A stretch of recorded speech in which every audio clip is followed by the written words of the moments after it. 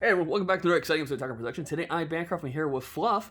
Yeah, we're doing it differently this time because normally when we're at my basement, we just kind of do the standard top down. But you know what? I don't have time for that shit. Yeah. So, Fluff, you got a deck profile for them. Yep. But before we get into that, like always, like, subscribe, button clicking, stuff like that, smashing stuff, hit that bell, you know this stuff. Yep. All right, Fluff, let's get into your deck. All the fun stuff. So this deck was by request. We've got the Dragon Ball leader.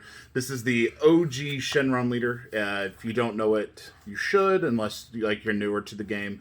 Basically, on the front side, it lets us tap to find 2 balls from life or deck. So at max 4 turns to awaken, but usually you can get faster because of how fast the deck draws. When you awaken, you add a desire from drop. On the back side, he has 3 options. 1, draw a card. 1, play a desire for free that has an energy cost equal to or less than your current energy. Or the last one, which is the main reason that we're playing this leader, you pick one of your battle guards, it gains 10,000 triple attack for the turn. So that's the hot sauce about the leader. So getting into it, can't run a leader without your 7 Dragon Balls. So 7 Dragon Balls, nothing fancy there, none of the fancy ones needed, just free draws. Also, as part of the Dragon Ball engine, we run 2 Dragon Radars. These just, you pay 1, grab 2 Dragon Balls out of your drop area, play them, draw 2. So it's a draw 2 for 1 energy, better than Draw Apes. Draw Apes are $90, these are 60 cents. 3 assembling the squad. These are going to be the only desire that we run throughout the deck. There are a number of potential grabs for this. So this just lets you grab a energy cost 2, 15,000 power or less. So this is basically our tech. It's going to get us into things that we need. So kind of good black tech. We run 3 dark power black mass sand. This is really good against a lot of stuff. So non-keyword skills. So anything that plays by auto or anything like that would be able to it's just punished by this, and a lot of decks have trouble getting rid of it. So we just run 3 of those, and then the other target, the kind of spice, is the Mechikabura, the Broken Sealed. We don't use it for a second effect, but we use it for his on play. You call a battle card name, or you call a character name, energy cost, and for the duration of that turn and your opponent's next turn, they can't play cards with that name and specified cost. So if we're playing against something like Dark Brawly and you need to disrupt the chain, you can absolutely do that with this. So that kind of ends the assembling the squad engine, but the next part of the assembling the squad target is 4 of the 1-drop Catapezia. Kind of the reason that you're all here is this engine. 1-drop, top 7, grab a Universe 3. We only run the 1 chain from Universe 3, so we run the whole engine here. He's just a 1-drop 5,000, recurable with power burst and stuff like that. Next in the chain, we've got the 4-drop Catapezia. This is Sonic Justice. He's a dual attack barrier, so your opponent can't target him for effects. Auto.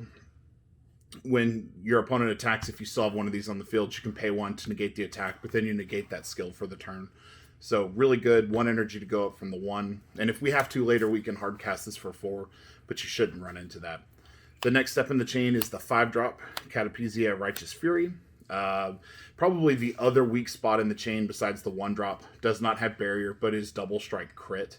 And he is 2 energy to go up from the 4.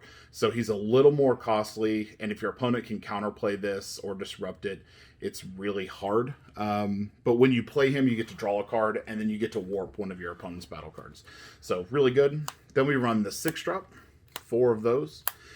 This guy's butter. So he's 1 EX Evolve from the 5. He's dual attack, double strike, crit, 30,000, and when you play him, you restand the 5-drop.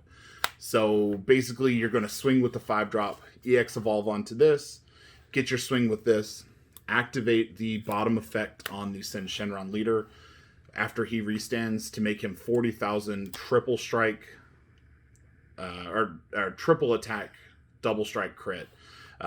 So it's a lot of pressure. Your opponent has a lot of trouble defending off 4 attacks that are 30,000 plus double strike crit. If you can make your opponent waste cards throughout the game, or if it's a slower drawing deck, because you do draw fast, you can just outvalue them that way. So that's the entire Catapezia engine, the kind of butter of the deck. Then, as kind of tech choices, we do run 3 of the Deborah counterplays.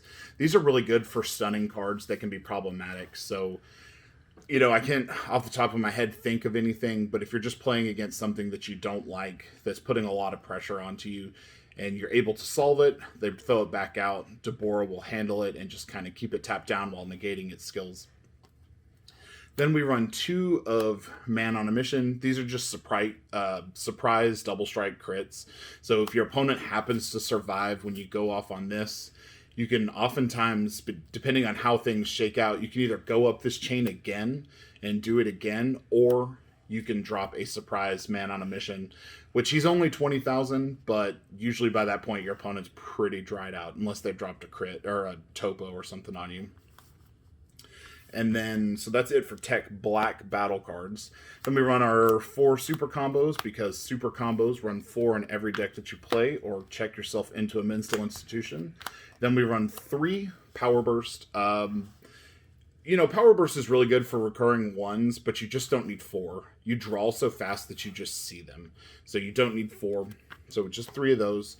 Then we do run 3 Max Power Kamehamehas. These are mainly for removing problem targets on the field. Like Gogeta can be a real big problem for this deck, or even Gotenks can be a big problem for this deck, I think. Like just not being able to deal with the turn after turn dual attacks. So we will use these to remove targets, and they are a good negate in a pinch that you can warp cards from the drop area from to get back. And then finally we run 2 Protector of the People. This is for wide aggro. You already draw a ton, and throwing this on your leader basically makes you untouchable under most circumstances. I would say the only instance would be against like a Cell Zeno or something. But that should be, by my count, a 51 card deck. This was, again, requested by someone a week or 2 ago. I'm sorry, I don't have the name. But hopefully you get to test the deck out. It's a ton of fun. It's a sleeper.